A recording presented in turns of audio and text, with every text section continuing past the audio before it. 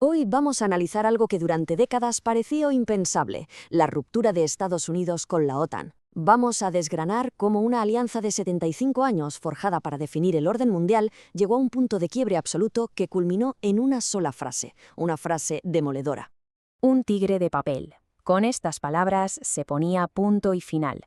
Esta fue la culminación de años y años de tensiones. Pero a ver, ¿cómo se llega a una declaración tan fulminante? Para entenderlo, tenemos que rebobinar un poco y ver las grietas que, poco a poco, fueron apareciendo en los cimientos de la alianza. Vamos a empezar por el final, por el momento del anuncio oficial que lo cambió todo.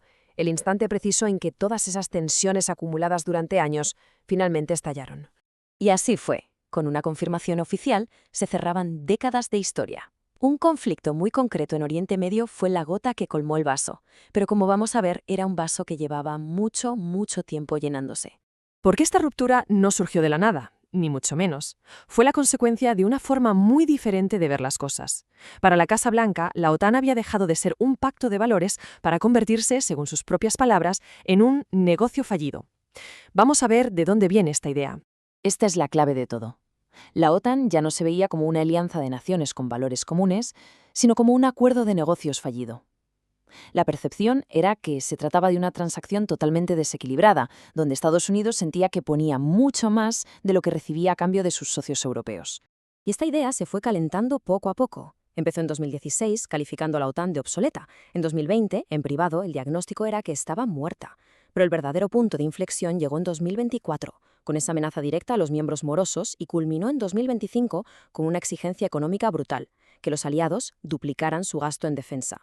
La presión era constante y cada vez mayor.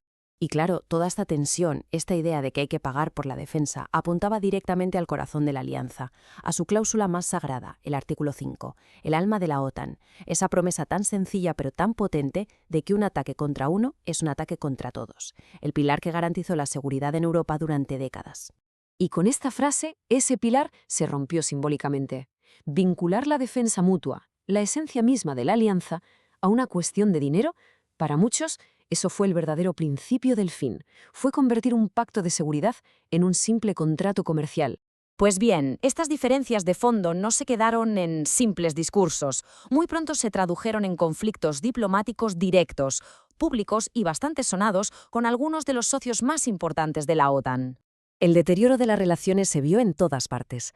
España, por ejemplo, dio un golpe operativo importante al vetar el uso de sus bases. En Italia, la buena sintonía que había con Meloni se fue al traste por completo. Y con el Reino Unido, un aliado histórico, se llegó al extremo de exigir disculpas formales. No eran roces pequeños, eran choques frontales con el núcleo duro de la alianza. Esta amenaza a España es brutalmente clara. Se mezcla sin ningún tipo de tapujos la cooperación en seguridad con el comercio. Ya no había separación. La lógica era, si no me ayudas en lo militar, te castigo en lo económico. Así de simple. Y la lista no acababa ahí, ni mucho menos. Las fricciones públicas con Merkel en Alemania, esa historia tan peculiar sobre la compra de Groenlandia, los ataques personales directos a Trudeau en Canadá e incluso insultos directos al propio líder de la OTAN, Mark Rutte. El desgaste era total y por todos lados. Y todo este cúmulo de tensiones, todos estos conflictos, al final convergieron en un único punto geográfico, el Estrecho de Ormuz. Esta fue la crisis que actuó como catalizador, el momento que convirtió todas esas grietas en una fractura ya insalvable. La pregunta es evidente. ¿Qué pasó exactamente en el Estrecho de Ormuz para que una alianza de 75 años saltara por los aires de esa manera? La secuencia de los hechos es muy reveladora. Primero, estalla la crisis con Irán. Estados Unidos pide ayuda a sus aliados de la OTAN y se encuentra con un no por respuesta de socios clave. Pero lo más significativo fue lo que pasó justo después.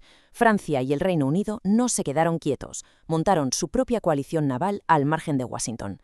En la práctica, en medio de una crisis real, la OTAN ya se había roto como bloque. Y esta es la puntilla. Cuando la crisis ya se ha resuelto e Irán reabre el estrecho, la OTAN ofrece ayuda, pero ya es tarde. La respuesta de la Casa Blanca no fue de alivio, fue de puro desprecio, un rechazo frontal que cerraba la puerta de forma definitiva. Así que, con la ruptura ya consumada, llegamos a la gran pregunta. ¿Y ahora qué? ¿Qué es la OTAN sin Washington?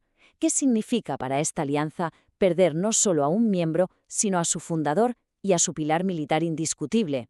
Vamos a plantear la cuestión de forma directa. Con la salida de Estados Unidos, ¿qué pierde la OTAN en términos reales y prácticos? ¿Qué capacidades desaparecen de la noche a la mañana para el resto de miembros? La pérdida va muchísimo más allá del dinero. La principal aportación de Estados Unidos, la más grande con diferencia, es su inmensa capacidad militar.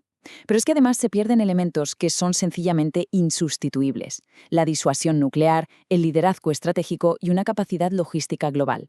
Sin Washington, la OTAN no pierde a un socio, pierde su columna vertebral. Para que nos hagamos una idea del vacío que se crea, la OTAN pierde el paraguas nuclear que ha protegido a Europa durante décadas. Pierde el grueso de su fuerza militar y de su capacidad logística. Pierde su principal factor de disuasión. Y pierde el liderazgo que, con sus más y sus menos, mantenía el bloque cohesionado. Es, en resumen, un vacío de poder gigantesco.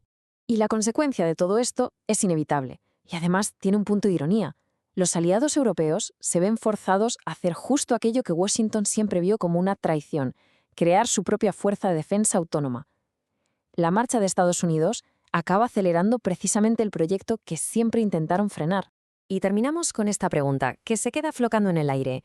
La OTAN nació para mantener a Estados Unidos dentro de Europa, a Rusia fuera y a Alemania bajo control. Sin el primer y más importante de esos elementos, ¿puede la estructura aguantar? Lo que está claro es que para la seguridad europea acaba de empezar una era completamente nueva.